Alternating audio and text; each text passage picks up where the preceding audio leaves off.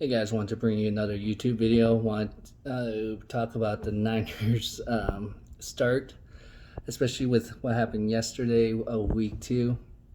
Lots of injuries. I didn't put it out yesterday or early this morning like I usually do because I wanted to see what the MRIs were going to come back with. So, just wanted to go through the list of what the latest update as I'm making this video. Jimmy G looks like he is possible to play this upcoming game against the Giants. But if I was him and the coach, I would hold him off because it is the Giants. And then also Eric Armstead also said, and also Kyle Shanahan kind of implied that the turf is pretty bad at that place. So if you think about it, if the Niners are kind of scared to play on that turf, I wouldn't risk any injuries on him. So especially like I said, you beat the Jets there, so you might be able to still get away with the second or third string enough because they are missing Saquon Barkley, so they're kind of hurting too. Actually, a lot of teams are hurting with injuries around the league. I've never seen anything like this with so many injuries. The only thing I could think of is probably because no training camp really or preseason because of everything that happened with the pandemic. So it's causing a lot of soft tissue injuries, a lot of knee injuries, leg injuries. So brutal year for if you're a football player or fan to watch how many of your players going down. It is interesting with fantasy football perspective if you're doing that. I'm in a 20-man league and an 8-man league. Usually 20-man league, it's hard, but if you could get the right player for the backup, like Hines, I had him. Yeah, he didn't do much on week 2, but he definitely carried me in week 1. And then I just picked up Mike Davis, backup for the Carolina Panthers of Christian McCaffrey. So definitely 20-man. If you're in deep league, it's going to be very interesting where you're going to have to keep update to it. The 8 team, it's not that bad. I mean, I lost a lot, probably 5 players this within the last 2 weeks. So, but I'm still 2-0. So because there's so many good players out there. So going on next player, Tevin Coleman looks like he's going to be out for multiple weeks. So that was supposed to be the next player, Raheem Mostert, which is a starter. He's going to be out this week, so and I wouldn't start him. I actually have him on my fantasy. I would not risk him against the Giants. Not worth it, because if you saw how McKinnon played pretty well. Now he does have that injury history, so that is a concerning thing. So we'll see if that's something that could hurt him. Hopefully not. Knock on wood. And then DJ Jones, it's questionable where he's at standing. George Kittle, he was predicted to come back for week 3. I would hold off on it. Again, same reason. You could put out Reed there. Should be okay, I would say. Jason Everett, he's supposed to be back this Wednesday for practice, so we'll see where he's at. D Ford, he is like day-to-day also, supposedly. Richard Sherman, obviously he missed, he's supposed to be out for 3 weeks or 3 games, so he missed his first game, so that's another injury. Like I said, he was on the IR. Deebo Samuel was the same thing. He should be back pretty soon, supposedly, but I doubt it because there was a stress fracture. So I don't know if he can come back. I would be surprised if he is back to 90% this year. Then you have Nick Bosa out for the season, torn ACL. Same for Solomon Thomas, which was freakish if you think about it. Back-to-back plays, and then both defensive line, on the D line pretty much 3 out of 4 players out. Um, 2 of them out for the season. And you have you hope that D Ford's going to come back, but I don't know.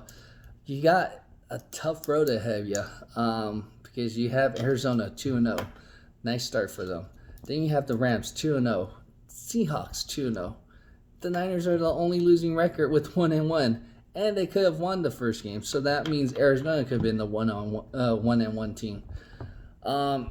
So I don't really see.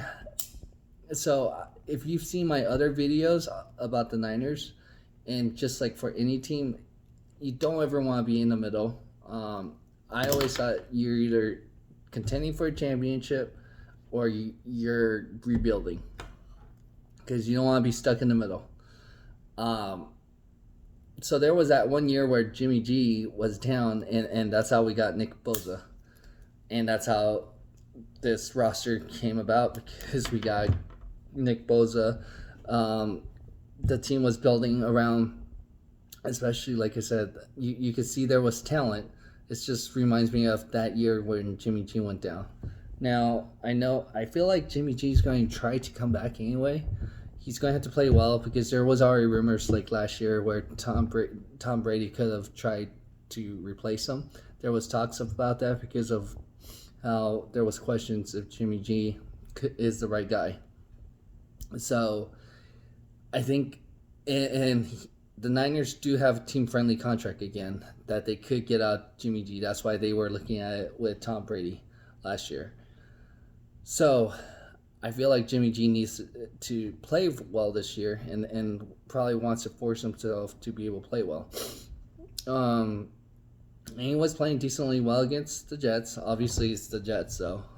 And you could show yourself against the Giants, because that's where he could make a case for himself, because he does have a good win-loss record for the Niners. That if he plays, then he might be able to help carry the team, and show that argument when it's time to negotiate the contract. Now, when it's time for, you see Nick Mullins, if he does not perform, then that kind of makes the case for Jimmy G that, hey, he's pretty valuable. He has a nice win-loss ratio. He got us to where it is. It's a team-friendly contract. It's not a crazy amount where you're going to be stuck. Because, look how, what's a good team? I would say Houston. Look at the Texans. They just paid Deshaun Watson. Now, that issue, he was a team-friendly contract for a while. Yes, he does deserve that money. He is pretty good for the team. Now, you don't want to be risking to pay too much. Now, Russell Wilson, everybody thought, oh man, they're not going to be able to build a team around him, but he's actually helped carry that team, so that contract was worth it. And so I don't think Jimmy G's like those type of player, like that top caliber, but if he's like hovering close to top 10, as long as he has a good defense and run game around him, he should be good. That's where you want that type of quarterback, because if you got someone like Russell Wilson or Deshaun Watson on the Niners, that you're not going to be able to afford some of those players some defense.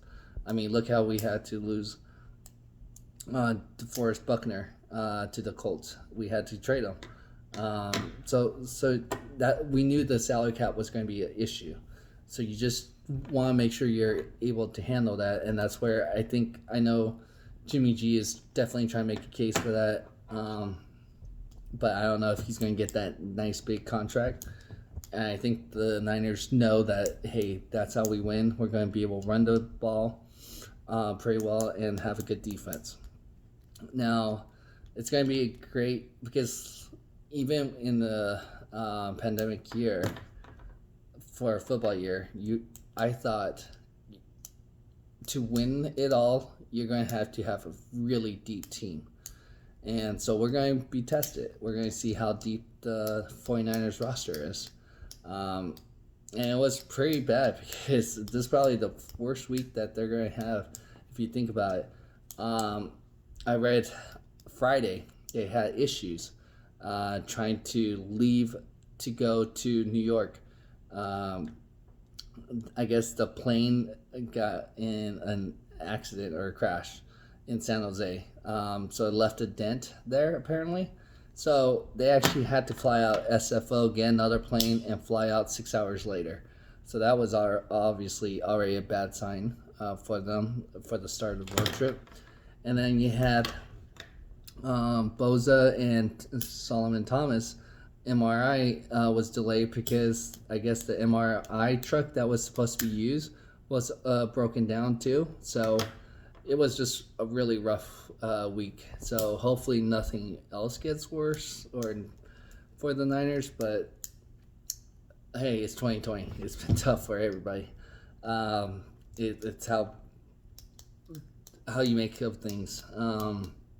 So we'll see how things go for the Niners. Again, they have. That's why I thought the Niners, if they were healthy, was going to go back to the Super Bowl or compete for one. Again, if they are decimated and they're not, I would rather see them lose if that was the case. I mean, then they would have a cheap rookie contract. You could plug in a rookie, I feel like. Look at Justin Herbert. He played pretty well yesterday. Again, you could rely on you have a great tight end that you could blanket with a running back. I just don't see how. I think this is going to be, like I said, it's going to be a great opportunity for Jimmy G to prove himself with the limited amount of weapons that's around at that point, because you're going to have a lot of injuries. You're going to have to, just like Tom Brady, he made people around him pretty good. So we're going to see if Jimmy G could do the same thing, especially if the defense is not 100% this year, because we're already missing the front line's already decimated for the year because you have Nick Bosa out. Solomon Thomas is not as same level as Nick Bosa, but Bosa is really hard to replace. He's almost irreplaceable. So just hoping everybody gets a speedy recovery. Nick Bosa and Thomas miss you out for the rest of the year. Hopefully you guys recover. I just have not seen this many injuries in my life for a team or the league. Let me know how your team's doing. Is your team still intact? But I don't know too many teams that are not missing injuries or due to people opting out. So it's going to be an interesting football year again. Go ahead and like, share, comment, and subscribe. Hopefully you guys like this take, but it's going to be a tough year. All right, thanks.